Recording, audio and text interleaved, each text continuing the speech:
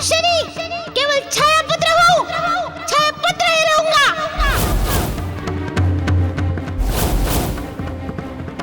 इस संसार में शनि को केवल छाया पुत्र के नाम से ही जानेंगे, केवल छाया पुत्र के नाम से।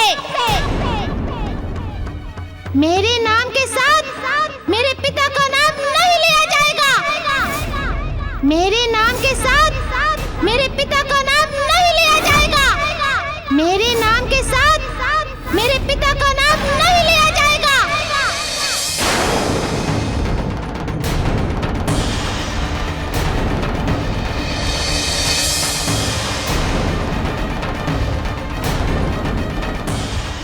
मैं जानता हूँ शनि कि तुम्हारी वेदना असहाय है। संसार में जिससे तुम सबसे अधिक प्रेम करते थे, आज वो ही तुम्हारे संग नहीं है, तुम्हारे समीप नहीं है। ऐसे में तुम्हारा टूटना, तुम्हारी कर्कश प्रतिक्रिया संसार को अस्वाभाविक लग सकती है, परंतु मेरी दृष्टि में यह अत्यंत ही स्वाभाविक है मित्र। मुझे तुमसे पूर्णतया सहानुभूति है। मारुति पुत्र, तुम शनि के परम मित्र हो। उसकी इस विकट परिस्थिति में तुम ही उसे संभाल सकते हो, अन्यथा। गुरुदेव, जिस प्रकार इस समय शनि को उचित मार्ग एवं दिशा की आवश्यकता है, आपको इस समय धैर्य और संयम की आवश्यकता है। हाँ गुरुदेव, आप धीरज धरें। मैं हूं न शनि को संभालने के लिए। उचित मार्ग पर मैं उसे ले आऊंगा। नहीं होगा किसी प्रकार उसका अहित।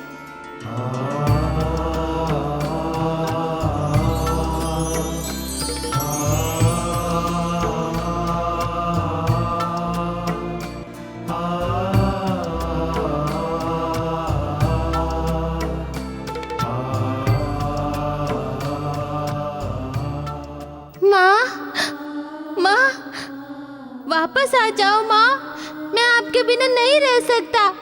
मुझे क्षमा कर दीजिए माँ, मुझे क्षमा कर दीजिए।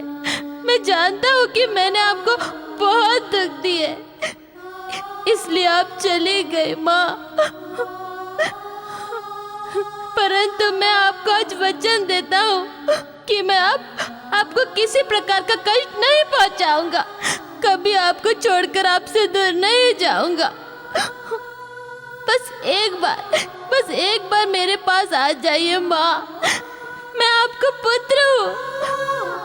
मैं मानता हूँ कि मैं कुपुत्र हूँ, किंतु आप कुमाता नहीं है। आप मेरे पास आ जाइए माँ, मेरे पास आ जाइए माँ। माँ,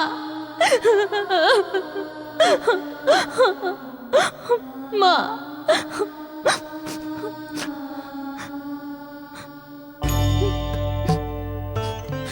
मेरा संपूर्ण समाप्त हो गया मारुति।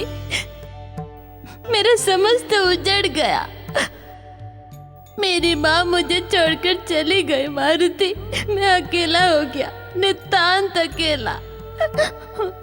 नहीं मित्र, वो कहीं नहीं गई है। हाँ मित्र, कोई किसी को छोड़कर कभी नहीं जाता। सब सदा अपनों के साथ रहते हैं। तुम्हारी माँ भी तुम्हारे साथ है जीवित। ये तो केवल दृष्टियों का अंतर है। तुम अपने अंदर झांक कर देखो, वो दिख जाएंगी। नहीं मारुति, नहीं, वो नहीं है मेरे साथ। वो मेरे समीप नहीं है। यदि होती तो क्या मुझे दिखाई नहीं देती? दिखेंगी। अपनी बाह्य जगत को देखने वाले नेत्रों को बंद करो तथा मन की आंखों को खोल के देखो। अविश्वसनीय। बातों से लग रहा है ना? एक बार जो मैं कह रहा हूँ उसे प्रयोग करके देखो।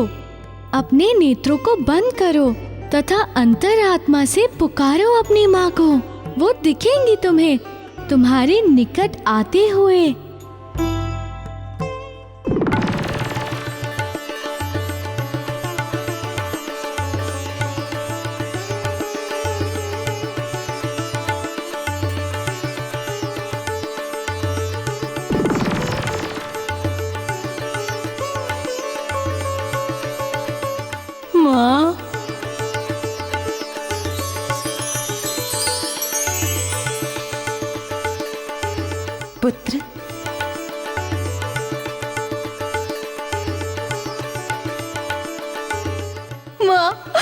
माँ तुम कहाँ हो माँ? मेरे समीप आओ माँ, मेरी व्यथा हरो माँ, मेरी व्यथा हरो माँ आकर। पुत्र, मैं तो यही हूँ, तुम्हारे समीप, और तुम्हारे समीप ही रहूंगी। कहाँ जाऊंगी? अपने पुत्र से दूर, अपने पुत्र को छोड़कर।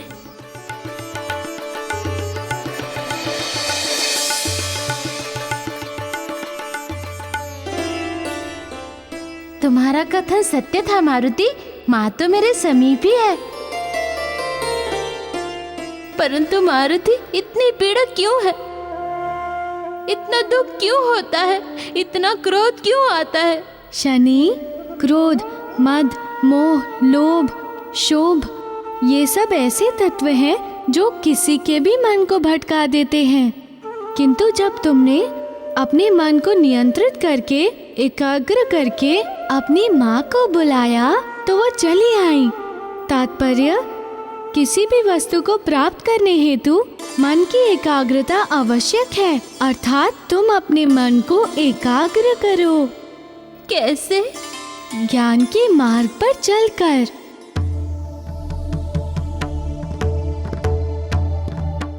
ज्ञान के मार्ग पर चलने तो मुझे क्या करना होगा? तुम्हें गुरु की शरण में जाना होगा,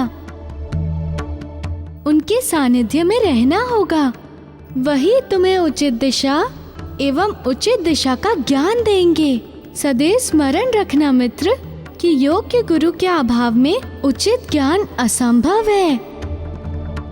किंतु मुझे योग्य गुरु मिलेंगे कहाँ? कैलाश पर। कैलाश पर?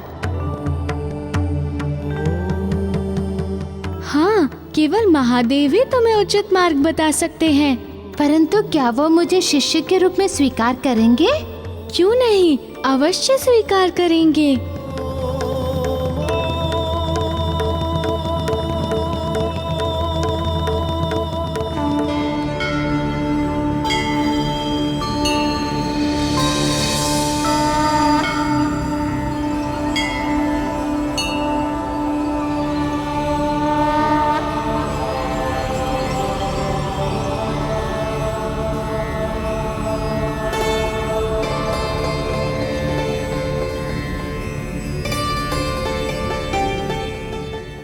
ये स्थान तो निर्जन है, यहाँ तो कोई भी नहीं। पता नहीं मारुति ने मुझे कहाँ भेज दिया।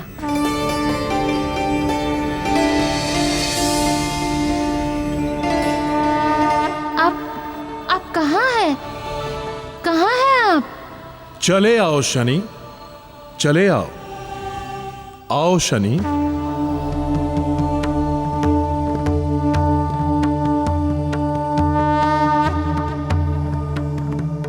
प्रणाम प्रभु।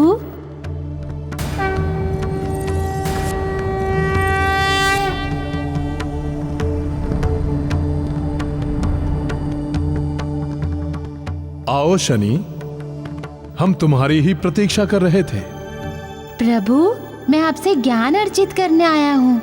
मैं आपका शिष्य बनना चाहता हूँ। क्या आप मुझे अपने शिष्य के रूप में स्वीकार करेंगे? तुम्हारे समान शिष्य भाग्यवान गुरु को प्राप्त होता है।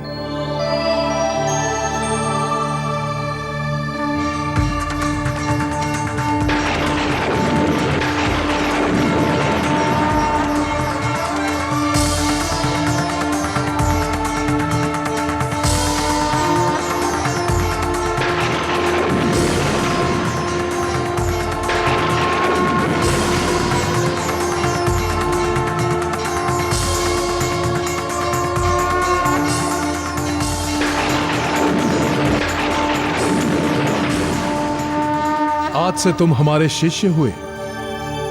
शिक्षा पूर्ण होने तक तुम यहीं रहोगे, मेरे सानिध्य में। अवश्य प्रभु, आपका सानिध्य मेरा सौभाग्य होगा।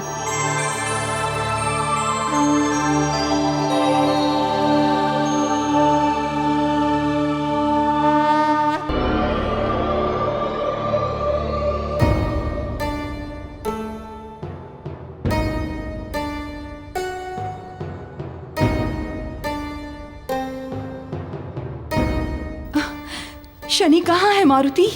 कैलाश पर।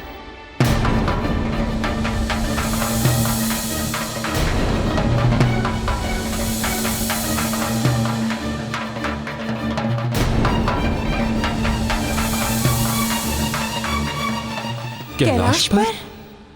हाँ गुरुदेव। किंतु मारुति, कैलाश पर जाने का प्रयोजन?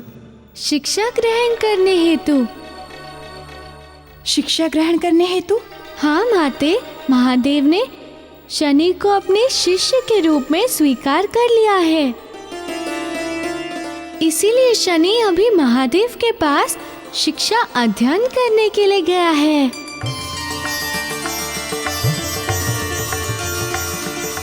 ये तो तुमने बहुत शुभ समाचार दिया है मारुति, कि स्वयं महादेव हमारे पुत्र शनि को शिक्षा प्रदान करेंगे। उसके क्रोध एवं आवेश को शांत करने का केवल यही मार्ग था गुरुदेव। शनि को एक ऐसे योग्य एवं ज्ञानी गुरु की आवश्यकता थी जो उसे उचित मार्ग पर ला सके, तथा वैसे गुरु महादेव के अतिरिक्त इस ब्रह्मांड में और कोई नहीं है। मारुति, मैं सदैव तुम्हारा आभारी रहूंगा। तुमने आहत एवं पृथक परिवार को एक कर दिया, मेरे पुत्र शनि को उचित दिशा दिखाई, उसका सही मार्गदर्शन किया। ये तो मेरा कर्तव्य था गुरुदेव, परम कर्तव्य। मुझे प्रसन्नता है कि मैं आपके हेतु कुछ कर सका। तुमने जो भी किया मारुति, वो बहुत है, असीमित, अपरिमित। मुझे गर्व है कि मैं तुम्हारे समान शिक्षा का गुरु हूं। अब हम कल से तुम्हारी शिक्षा का शुभारंभ करेंगे मारुति।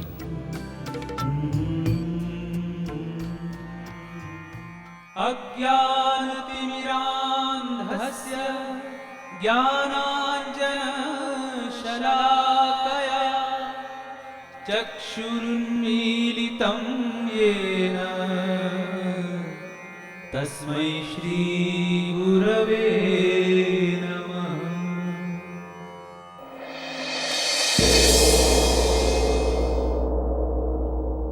अनुजों, हमारी इस पावन अयोध्या का जनजीवन सुखमय एवं शांतिमय है, खुशहाली एवं हरियाली से भरपूर। वो कैसे? हमारे पूर्वजों के सत्कर्म से, उनके पुण्य तथा धर्म परायणता के कारण। अच्छा, अब समझा कि उन्हीं के पुण्य कर्मों के कारण हमारी अयोध्या पुण्य नगरी कही जाती है। सत्य कहा तुमने। ये जो मूर्ति तुम लोग देख रहे हो, ये हमारे महाराज मंधाता की है। समस्त पृथ्वी जानती है इन्हें। इनकी वजह से हमारे अयोध्या में कभी अकाल नहीं पड़ता, कभी बाढ़ नहीं आती, तात्पर्य कभी कोई आपदा नहीं आती।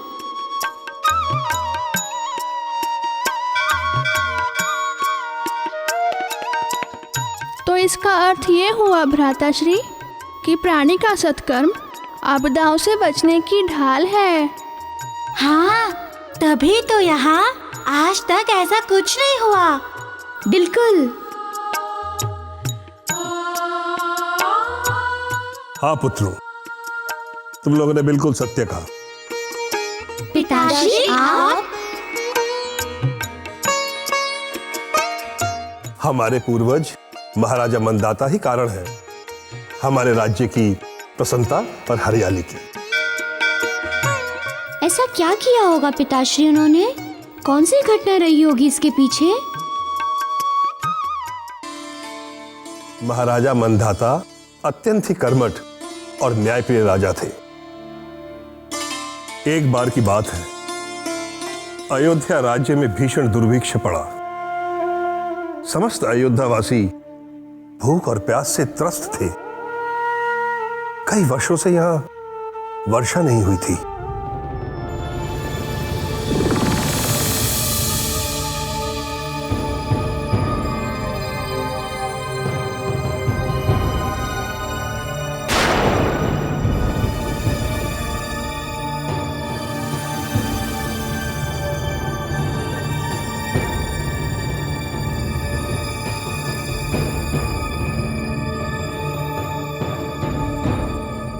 प्रभु 3 वर्ष हो गए, वरुण देवता ने जल के रूप में एक बूंद भी नहीं बरसाया हमारी धरती पर।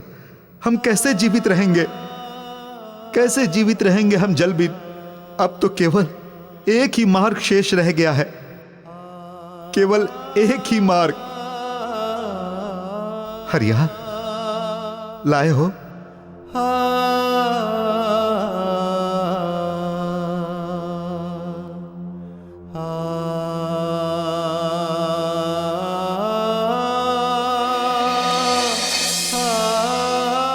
इसमें अच्छी तरह विष मिला दिया है ना?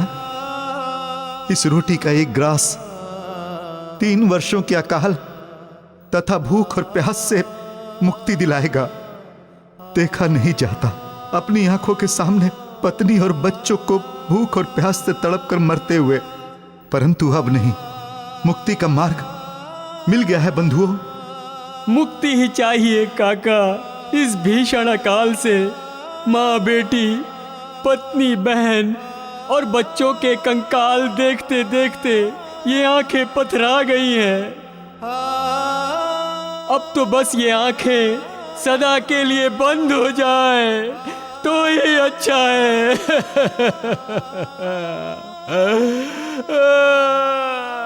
हाँ, सबको खिला दो।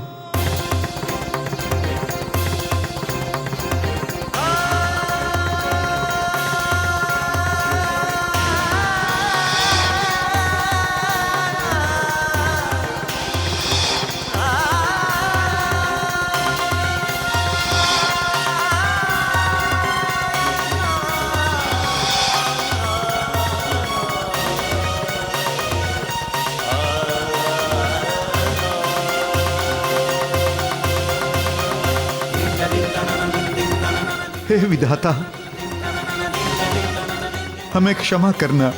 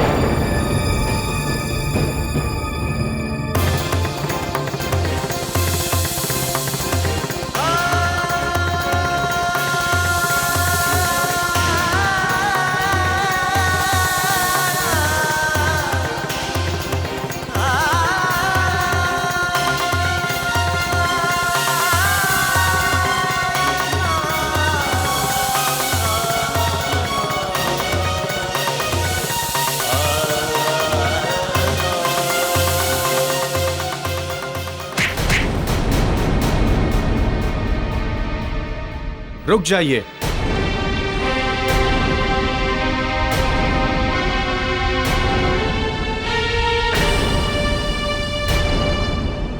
सोच भी कैसे लिया आप लोगों ने ऐसा करने का? आप लोग केवल हमारी प्रजा नहीं, हमारी संतान है, संतान। और संतान अपने पिता के समक्ष आत्महत्या करे, क्या बीतेगी उस पिता के दिल पर? क्या कभी आप लोगों ने उस पल को सोचा है? वो पल एक पिता के लिए कितना पीड़ादायक होगा। अरे ये अकाल केवल आप लोगों के लिए नहीं है, हमारे लिए भी है। और हम भी अप्रभावित नहीं है इससे। समस्त कोष का द्वार खोल दिया गया है आप लोगों के लिए। फिर यह आत्महत्या क्यों? ऐसा करने का विचार कैसे आया आप लोगों के मन में? हताशा का पर्याय आत्महत्या नहीं, आत्मबल होता है। आत्मबल। हे महाराज, ये तो आपकी उदारता है कि आपने हमारे कष्ट को कम करने के लिए अपने समस्त कोष खोल दिए हैं।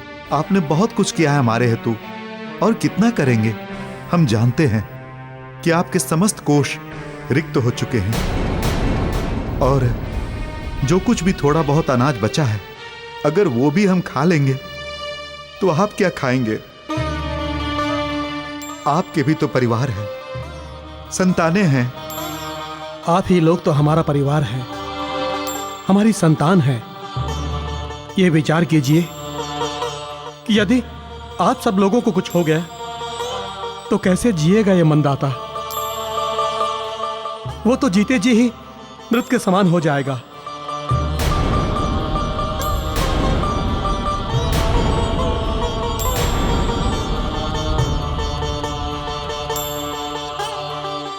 हमें क्षमा करें महाराज।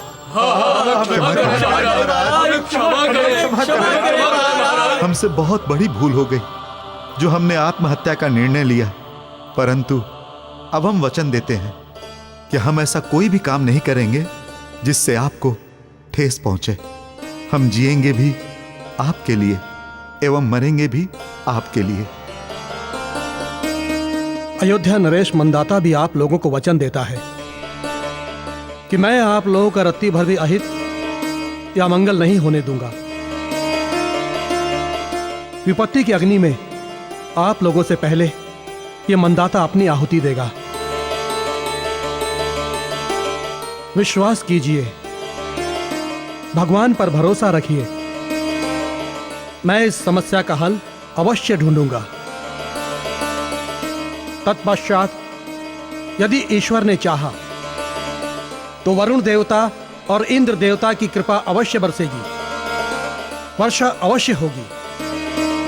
वरुण देवता और इंद्र देवता को हमारे संतानों की धरती पर आना ही होगा, आना होगा।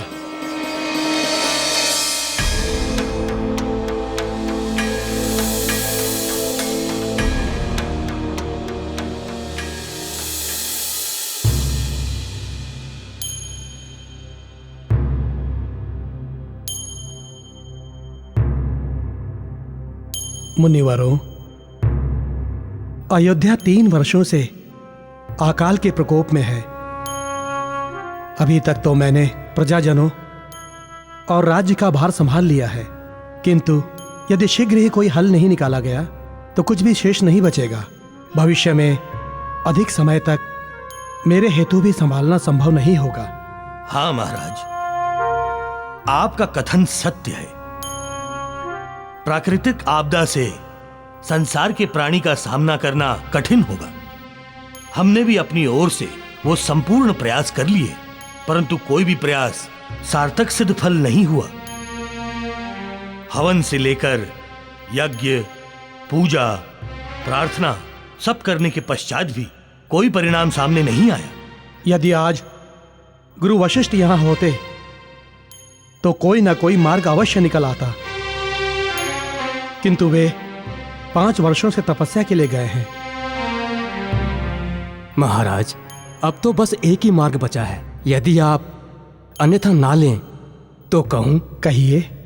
अयोध्या छोड़ दीजिए महाराज, क्योंकि जहां सुख ना हो वहां निवास हितकर तथा लाभदायी नहीं होता।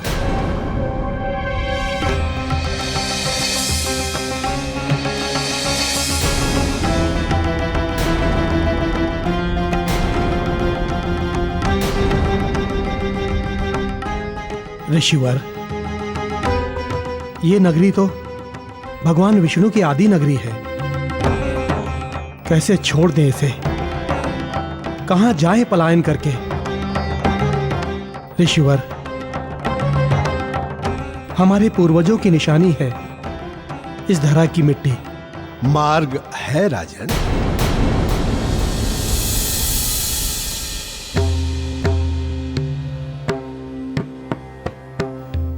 गुरुदेव,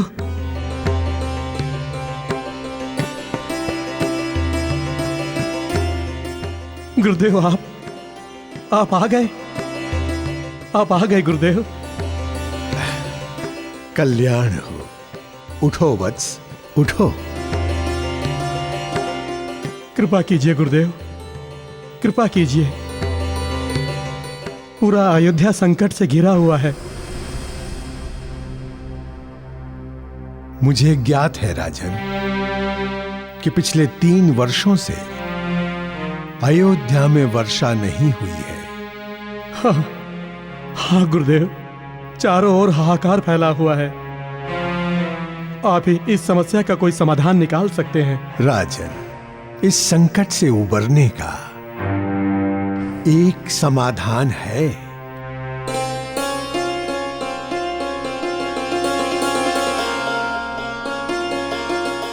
वो क्या गुरुदेव? राजन, आपको देवलोक जाना होगा। ये आप क्या कह रहे हैं गुरुदेव? मुझे देवलोक जाना होगा? हाँ राजन, इस समस्या से उबरने के लिए आपको देवलोक जाना ही होगा। आपके पूर्वज अत्यंत धर्मनिष्ठ, कर्तव्यपरायण और न्यायप्रिय राजा थे। उनमें भी एक अद्भुत क्षमता थी और आप में भी वही अद्भुत क्षमता है।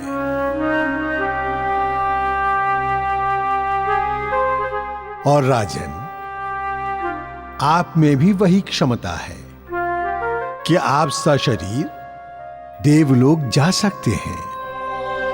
अर्थात गुरुदेव? अर्थात आपको देवलोक जाना ही होगा और इंद्र से वार्ता भी करनी होगी। उसे पूछना होगा कि वो अयोध्या की अवनी से रुष्ट क्यों है।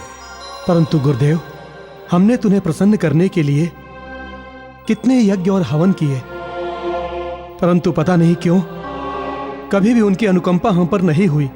राजन, यही कारण है कि मैं स्वयं आपको उनके समीप जाने के लिए कह रहा हूं।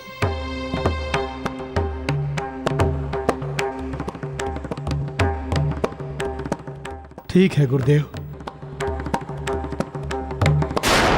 मैं इंद्रलोक जाऊंगा।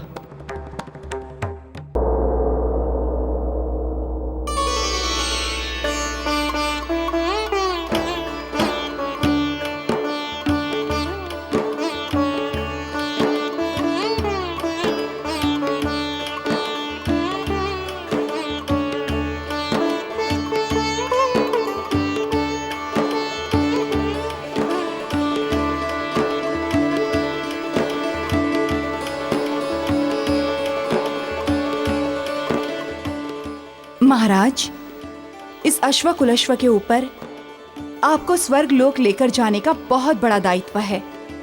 हमें पूर्ण विश्वास है कि आप इस कार्य में अवश्य सफल होंगे।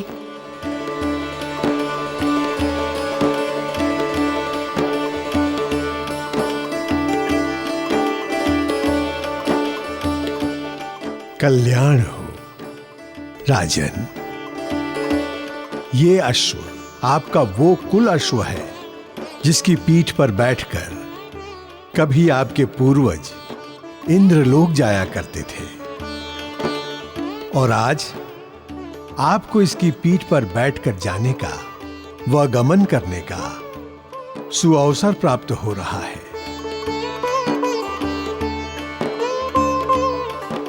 जाओ राजन, प्रस्थान करो। कल्याण हो।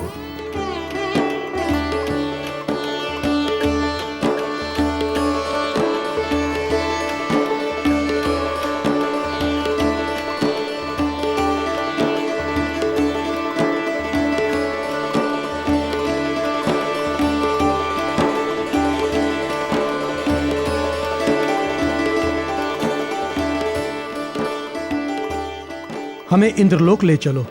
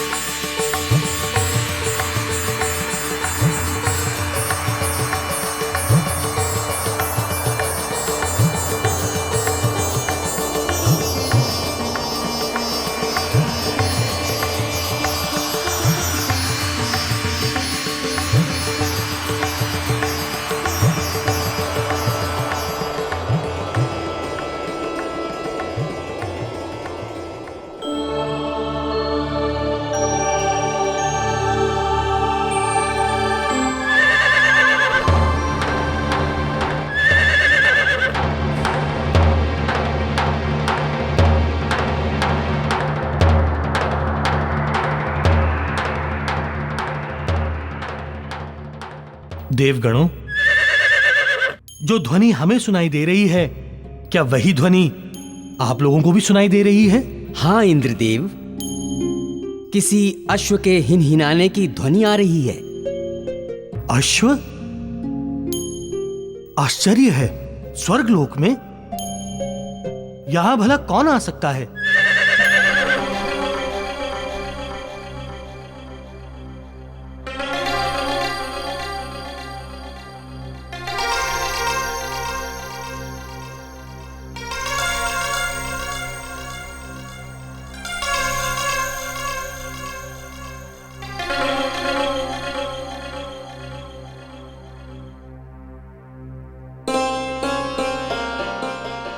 इक्ष्वाकु कुल के वंशज महाराज नरेश मंधाता का हमारे स्वर्गलोक में स्वागत है।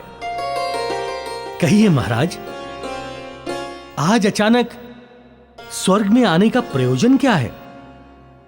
इंद्रदेव, मैं यहाँ ये जानने हेतु आया हूँ कि हम अयोध्या वासियों से ऐसा क्या अपराध हो गया है जिसके फलस्वरूप हम आपकी कृपा से वंचित हैं। 3 वर्षों से जल की एक बूंद भी हमारे राज्य में नहीं बरसी है। प्रजा त्राहिमाम कर रही है, चारों ओर हाहाकार मचा हुआ है। मेरे स्मरण में मैंने सदा धर्म का पालन किया है, प्रजा के सुख में अपना सुख समझा है और उनके दुख में अपना दुख। फिर भी मेरी समझ में नहीं आ रहा है कि मुझसे कौन सी चूक हो गई। मेरा क्या दोष है इंद्रदेव कि यह सब हो रहा है? महाराज, इसमें कोई संदेह नहीं है कि आप एक धर्म प्रिय एवं प्रजा पालक राजा हैं। किंतु इस विषय में मैं आपकी कोई सहायता नहीं कर सकता। क्यों इंद्रदेव? यदि आप हमारी सहायता नहीं कर सकते तो अन्य कौन हमारी सहायता करेगा? आप ही तो वर्षा के देवता हैं और मेघों पर भी तो आप ही का नियंत्रण है। आप क्यों हमारी राज्य में वर्षा नहीं करा सकते? आखिर क्या दोष है मेरा? दोष आपका नहीं है महाराज, दोष समय का है। समय का। समय का? हाँ महाराज मंधाता, समय का। आपको तो ज्ञात ही होगा कि ये सतयुग का प्रथम चरण कृतयुग चल रहा है और कृतयुग में धर्म अपने चारों पांवों पर खड़ा है। लेश मात्र भी अधर्म और अन्याय के लिए स्थान नहीं है।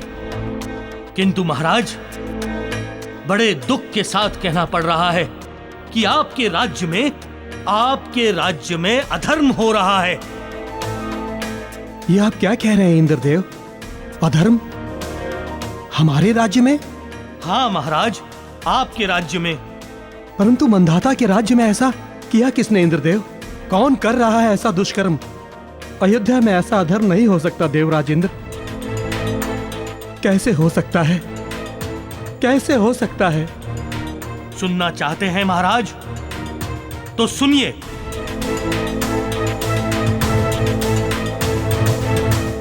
आपके राज्य में दक्षिण दिशा की ओर एक शमशान है और वहां पर एक चांडाल रहता है। वो रात दिन शव जलाने का कार्य करता है।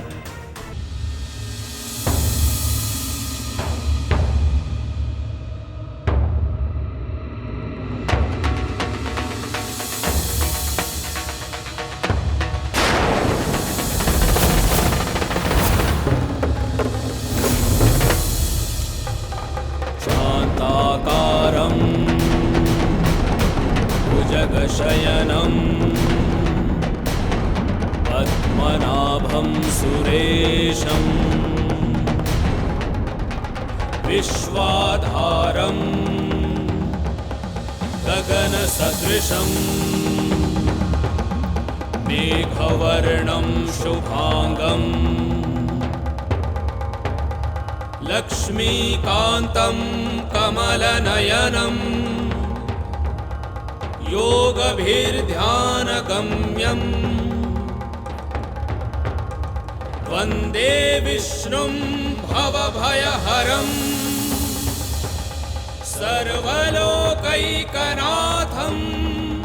सर्वलोकैकनाथं सर्वलोकैकनाथम्।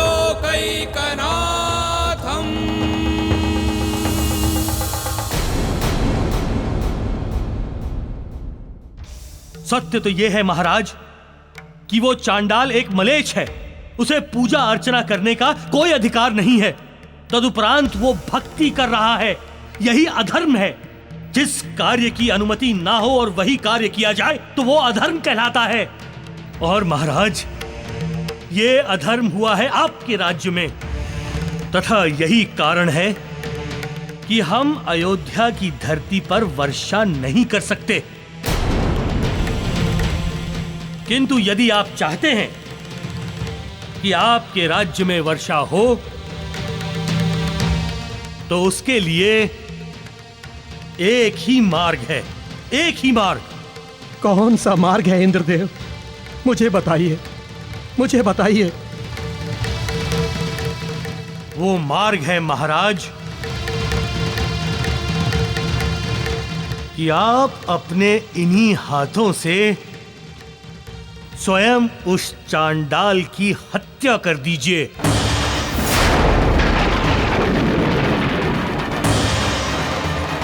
और यदि आपने ऐसा नहीं किया तो आपका राज्य अकालग्रस्त ही रहेगा। अयोध्या नगरी में वर्षा नहीं होगी, धरती बंजर रहेगी, प्रजा कंगाल सदैव